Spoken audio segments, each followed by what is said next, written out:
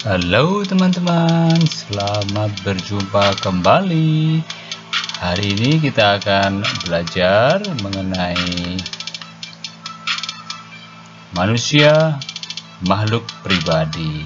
Ini bab pertama teman-teman dari pokok pembelajaran kita. Kita akan belajar dari subtema yang pertama, yaitu aku pribadi yang unik. Nah, ini akan menjadi pokok pembelajaran atau bahan kita untuk memperdalam untuk pengenalan diri kita masing-masing. Teman-teman, kita adalah manusia. Ada yang merasa bukan manusia? Teman-teman, kita memiliki gambar, memiliki foto yang bisa menggambarkan siapa kita. Nah, gambar ini adalah gambar seorang wanita yang mencerminkan. Gambar ini adalah sosok pribadi yang khas, yang unik.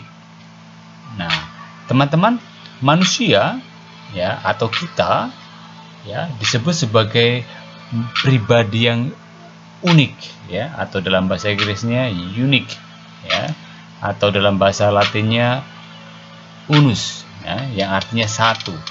Artinya apa teman-teman? Tidak ada satu orang pun yang mempunyai kesamaan dengan orang lain. Yang mirip mungkin, tetapi kalau sama hampir tidak mungkin. Ya, walaupun manusia kembar pun pasti tidak sama, memiliki perbedaan. Teman-teman, memang dalam menanggapi perbedaan ini ada bermacam-macam ya. Ada yang menyebabkan karena perbedaan ini orang menjadi iri hati ya, saling bertentangan, bahkan bermusuhan ya. Bahkan yang sangat menyakitkan lagi ingin saling meniadakan ya karena berbeda. Sesungguhnya teman-teman, perbedaan itu ya harus sampai kepada mampu membuat orang saling memperkaya ya, kemudian apa, saling melengkapi ya kan teman-teman ya. Oke, jadi teman-teman, keunikan yang dimiliki oleh manusia itu ya bisa diamati dari mana teman-teman? Nah, kita bisa lihat ya dari hal fisik ya. Jelas kalau kita melihat diri kita sendiri ya atau melihat orang lain pasti berbeda secara fisik ya. Ada yang berambut keriting, ada yang berambut lurus, ada yang berkumis tebal, ada yang tidak berkumis ya, ada yang berkulit putih, ada yang coklat ya, secara fisik teman-teman. Tapi juga bisa dilihat secara psikis ya, secara kepribadian. Juga lihat bakat dan kemampuan kita, serta jelas pengalaman-pengalaman kita yang juga berbeda. Teman-teman, keunikan diri yang kita miliki itu merupakan, yang jelas merupakan anugerah. Kenapa disebut anugerah? Karena kita tidak bisa meminta. Itu yang kita dapat semerta-merta dari Allah ya, yang kemudian menjadikan manusia pribadi yang berbeda dan dapat dikenal dan diperlakukan secara khusus pula ya. Orang dengan bakat tertentu tentu diperlakukan secara berbeda pula ya. Teman-teman, sifat atau keunikan kita yang kita miliki itu memang sewajarnya harus kita terima dengan apa adanya ya. Kalau kita ya mampu melihat apa yang kita miliki sebagai sesuatu yang unik ya, yang unik, maka kita harus mampu sampai kepada sikap menerima diri apa adanya. Apa yang terjadi teman-teman ya? Kalau orang bisa menerima diri dengan apa adanya, berarti orang itu menerima keunikan itu sebagai sebuah anugerah ya. Orang itu akan merasa bangga bahwa dirinya berbeda. Dia akan bersyukur bahwa apapun yang ada pada dirinya merupakan pemberian Tuhan yang baik adanya ya. Apa yang ada dalam hidupnya akan menjadi suatu ketenangan dan akan membuat orang mampu bergaul dengan siapa saja. Teman-teman ya, apa yang sudah kita rasakan, apa yang sudah kita alami ya, itu jelas nanti akan membawa kita kepada sikap-sikap atau membawa kita kepada titik di mana kita tidak lagi minder, ya. Kita tidak lagi berniat untuk menjadi sama dengan orang lain, ya. Sekali lagi karena apa? Karena sikap menerima diri apa adanya, ya. Jadi orang menjadi tidak menganggap dirinya tidak bahagia, ya. Karena apa? Karena ya kita terima apa adanya, ya. Kita akan menjadi pribadi yang tidak akan melakukan tindakan-tindakan yang melawan kehendak Tuhan akibat ketidakpuasan terhadap diri, ya. Teman-teman, inilah sikap-sikap yang akan muncul ketika kita betul-betul menerima apa yang kita sudah miliki, apa yang sudah Tuhan anugerahkan kepada kita. Teman-teman terkasih, ya. Memang ketika orang kurang menerima diri, gitu, ketika orang tidak bisa menerima keunikan yang ada dalam diri, memang orang nanti akan cenderung untuk merasa tidak puas. Tidak puas apa teman-teman? Jelas tidak puas akan dirinya, ya, bahkan mungkin melakukan hal-hal yang apapun demi menutupi keterbatasan dirinya. Misalnya ya operasi plastik misalnya. Kenapa? Karena dia merasa, aduh hidung saya jelek, maka saya akan operasi plastik, ya, menjadi panjang, menjadi mancung, atau yang lain misalkan karena dagu saya itu lebar, maka dagu saya akan saya bikin sempit, ya. Jadi inilah yang perilaku-perilaku yang ketika orang tidak mampu menerima keunikan yang ada dalam diri, ya. Orang-orang demikian mungkin sering akan beranggapan bahwa seolah penampilan luar lebih penting, teman-teman, ya. Teman-teman, kalau ya kita ditanya atau kalau kita bertanya, bagaimana cara mengetahui keunikan diri? Nah, ini hal yang paling esensi, teman-teman. Hal yang paling penting yang harus kita jawab. Jadi, bagaimana cara kita mengetahuinya? Ya, tentu yang pertama itu tanya diri sendiri dong, ya. Setelah tanya diri sendiri, oh saya itu orangnya bagaimana sih? Oh saya itu orangnya begini. Oh hidung saya itu bagaimana sih? Jadi kita tanya diri kita sendiri, apa yang menjadi keunikan kita, ya. Terus apa teman-teman? Bisa kita lakukan dengan kita tanya juga orang lain. Kenapa bertanya kepada orang lain, teman-teman? Karena ingat bahwa mungkin yang kita tahu, ya, orang lain tidak tahu. Ya, dan sebaliknya teman-teman, apa yang kita tidak tahu, orang lain lebih tahu. Nah, maka untuk mengetahui keunikan diri, penting sekali untuk bertanya kepada diri sendiri dan orang lain. Dan ingat teman-teman, ya, semakin kita tahu dan semakin orang lain tahu, maka apa? Kita akan semakin jelas melihat diri kita. Segala keunikan-keunikan kita sungguh-sungguh dapat kita lihat dengan terang benderang. Maka teman-teman, ada baiknya nanti silahkan teman-teman tanya kepada diri sendiri supaya apa? Supaya bisa menemukan apa yang unik dalam diri. Dan juga teman-teman bisa bertanya kepada teman-teman lain, ya. Silakan tanyakan, apa sih yang unik dalam diriku? Ya, yang mungkin kamu tidak tahu. Ya, mulai dari fisik, mulai dari sifat, karakter, ya, bakat dan kemampuan.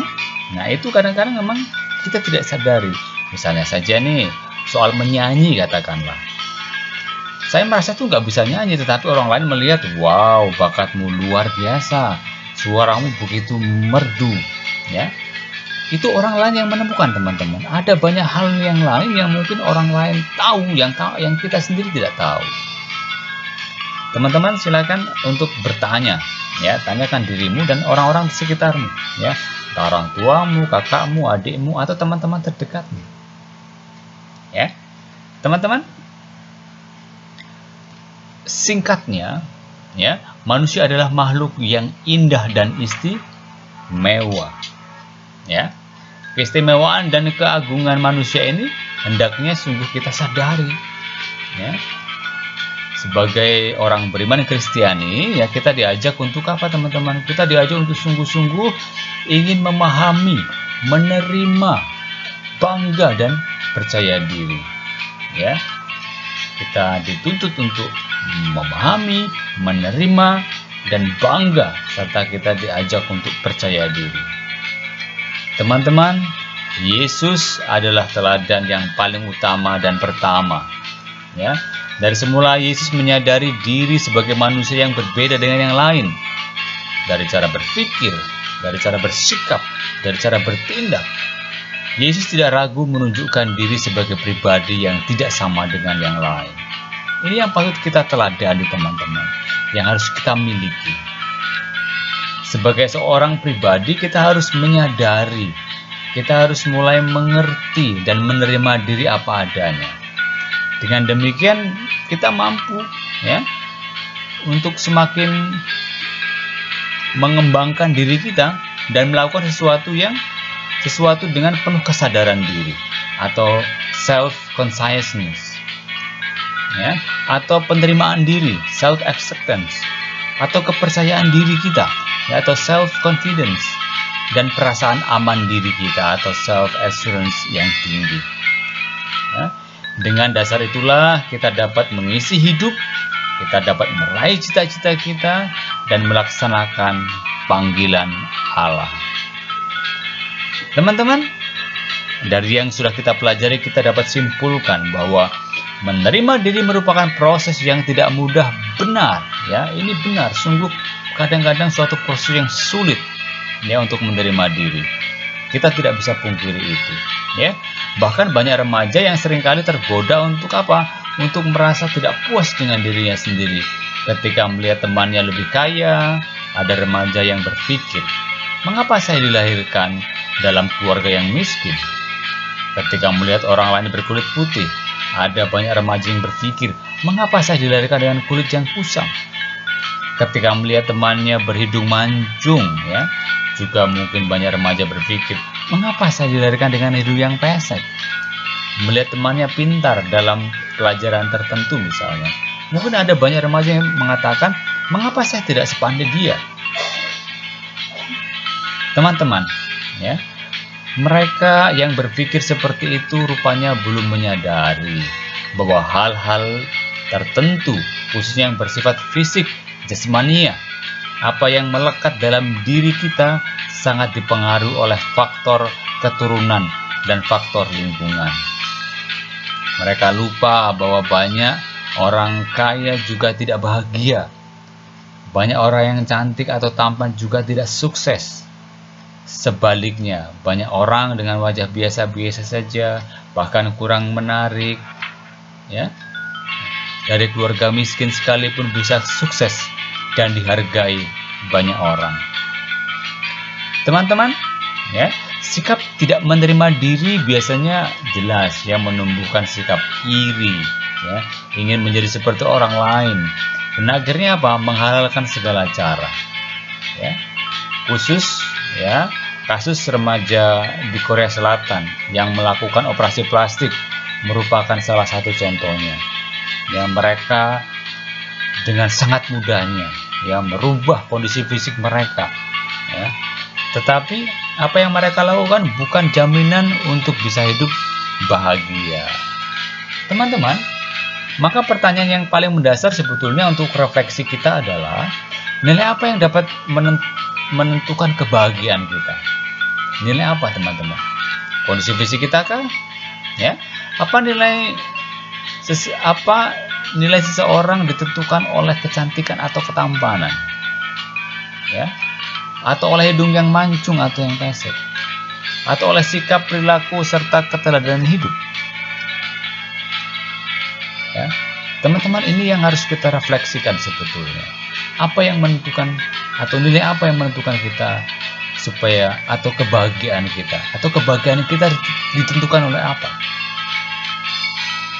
Teman-teman, ya, Allah merencanakan dan menciptakan manusia seturut gambar dan rupa Allah, ya, menurut citra Allah, ya. Dalam Kejadian bab 1 ayat 26 jelas digambarkan, ya. Waktu menciptakan manusia, Allah seolah-olah perlu bekerja secara khusus, ya.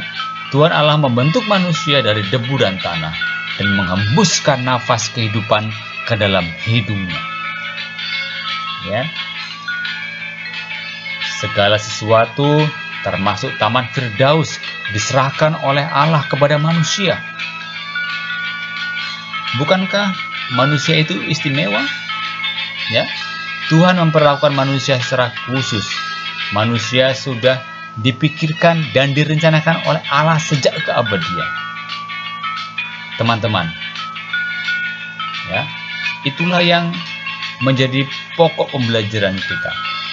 Ya, kita sungguh-sungguh sangat berharga. Kita begitu unik dan begitu istimewa. Maka wajiblah kita betul-betul mengenali diri kita. Tanyakan kepada diri kita. Tanyakan juga kepada orang lain tentang apa-apa yang kita miliki yang menjadi kekhasan kita. Ya, dan kita harus terima itu dengan rasa bangga, sehingga kepercayaan diri kita mampu membawa kita kepada kesuksesan. Teman-teman, sebagai tugas, ya, di akhir pembelajaran kita pada kesempatan ini, ya, saya meminta kalian untuk melukiskan keunikan dirimu. Ya, bagaimana cara melukiskan keunikan diri? Saya minta kalian untuk membuat gambar atau tulisan puisi. Ya, silahkan. Ya, Anda, teman-temanku, bisa silahkan kalian melukiskan itu dalam sebuah gambar. Apa yang menjadi keunikan atau yang menyimbolkan dirimu, atau lebih mudah menuliskan itu dalam karya sebuah puisi, silahkan. Ya, silahkan kalian buat. Ya, kemudian setelah selesai, teman-teman, kirimkan foto hasil karyamu dan kirimkan kepada saya, ya, lewat WA. Ya, teman-teman, ini pekerjaan yang sekali lagi tidak mudah. Ya, karena apa? Karena kita harus pergi ke relung diri kita yang paling dalam, menemukan sesuatu yang istimewa, mutiara-mutiara yang ada dalam dirimu. Silakan wujudkan dalam sebuah karya, entah itu gambar atau puisi, ya. Sekali lagi menggambarkan dirimu, keunikan dirimu. Teman-teman, terima kasih, ya, atas pembelajaran hari ini. Ya, semoga Tuhan selalu menyertai, melindungi kita di tengah-tengah masa pandemi ini. Semoga Tuhan selalu menjauhkan kita dari segala mara bahaya, menghindarkan kita dari virus-virus corona, menghindarkan kita dari segala yang mampu menjatuhkan kita, yang mau menjauhkan kita dari Allah, sehingga kita betul-betul dapat mengabdikan diri, dapat melaksanakan tugas dan tanggung jawab kita sebagai makhluk, sebagai manusia yang unik, sebagai manusia yang spesial di hadapan Allah, demi karya keselamatan bagi sesama. Demikian proses pembelajaran kita hari ini. Terima kasih, Tuhan memberkati, dan bye-bye.